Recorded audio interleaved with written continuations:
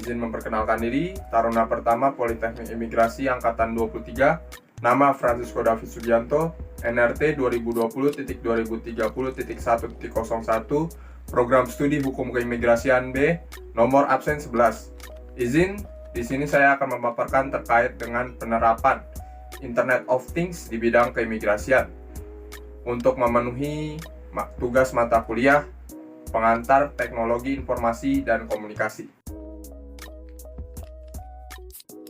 Pada era modern seperti saat ini, telah membuat semuanya menjadi serba digital, yang diawali dari revolusi industri 4.0 hingga mengarah ke era digitalisasi, yang salah satunya ditandai dengan semakin maraknya penggunaan teknologi Internet of Things atau IoT di setiap lini kehidupan.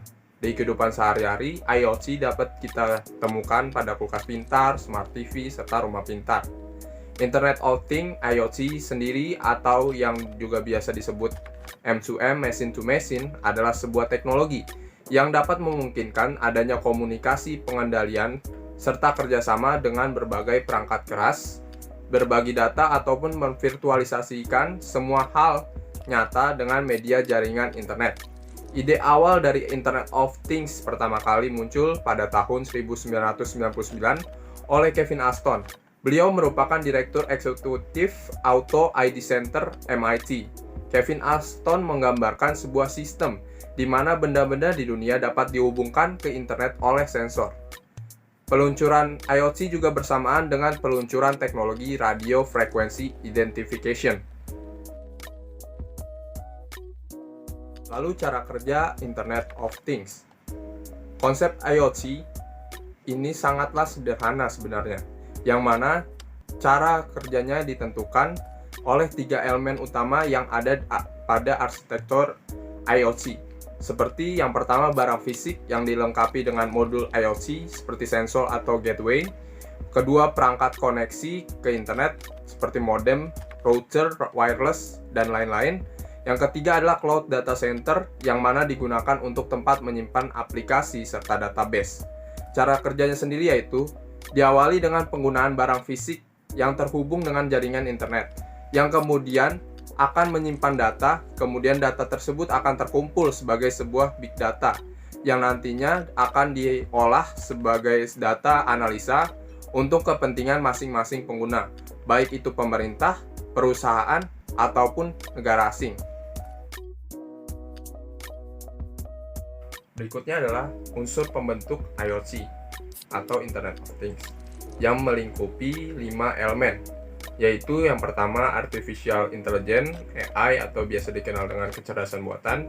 IoT menjadikan hampir segala mesin yang ada menjadi lebih pintar, yang mana IoT dapat berguna untuk meningkatkan segala aspek kehidupan dengan pengembangan teknologi yang didasarkan kepada AI.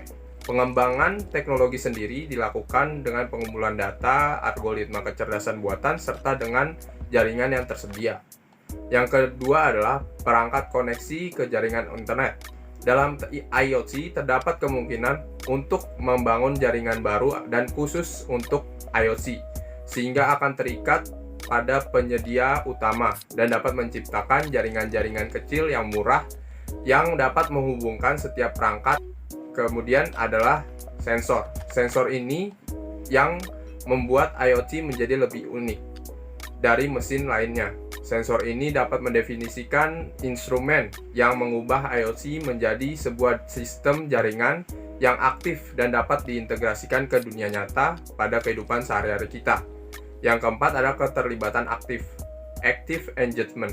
IoT memperkenalkan paradigma yang baru bagi konten aktif produk maupun keterlibatan layanan, berbeda dengan teknologi lainnya yang cenderung pasif keterlibatannya. Yang kelima adalah perangkat lunak berukuran kecil.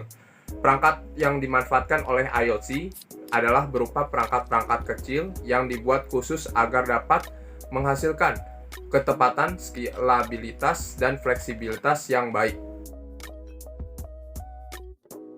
Selanjutnya, penerapan Internet of Things di bidang keimigrasian.